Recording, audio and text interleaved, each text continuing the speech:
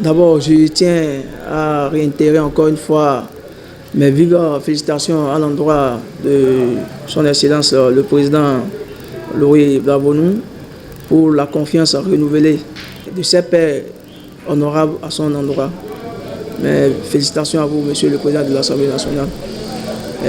J'ai eu la grâce d'être invité à cet événement qui est pour moi un événement historique pour le peuple béninois tout entier. Et au cours de cet événement, beaucoup d'allocutions ont été entendues, en l'occurrence celle du président de l'Assemblée nationale. Pour moi, ce discours est vraiment riche, très riche, et au fond,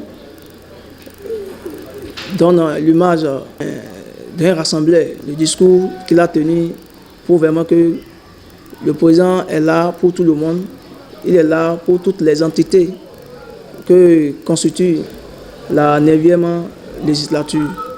Donc c'est vraiment un discours riche, c'est un discours à travers lequel le président a annoncé les grands chantiers qui attendent la 9e législature. Et principalement, le point qui vraiment attire l'attention des Béninois tout entier, c'est le point concernant une révision probable de la Constitution. Mes attentes sont celles de tous les Béninois tout entier. Donc, que le président, tel qu'il a l'habitude de le faire, fasse tout pour voter des lois qui iront dans le sens du bien-être de tout le peuple béninois. C'est très important. Certes, au cours de son allocution, il a fait un bref aperçu sur, disons, quelques lois qui ont été votées et qui ont impacté positivement le peuple béninois dans presque tous les domaines. Je parlais par exemple des exemples de réformes qui ont fait qu'aujourd'hui, la gente féminine est plus représentée à l'Assemblée nationale. Donc ça, c'est vraiment important.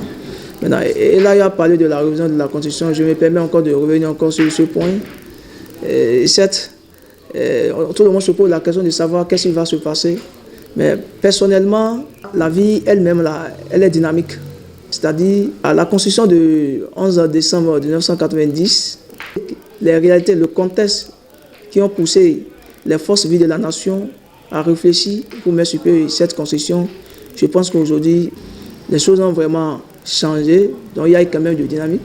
Donc, aussi bien que c'est normal que nous réfléchissons et voir ce qu'on peut apporter encore à la Constitution ou bien ce qu'on peut retrancher pour que le dernier citoyen béninois se sente vraiment dignement chez lui, qu'il est vraiment béninois.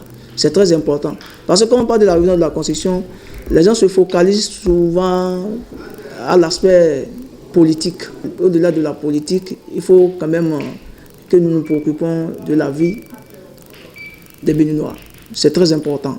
Maintenant, s'il faut toucher à la Constitution pour le bien-être des Béninois, pourquoi ne pas le faire? Donc, nous ne nous prenons pas comme des oiseaux de mauvais augure qui ne voient que du mal partout.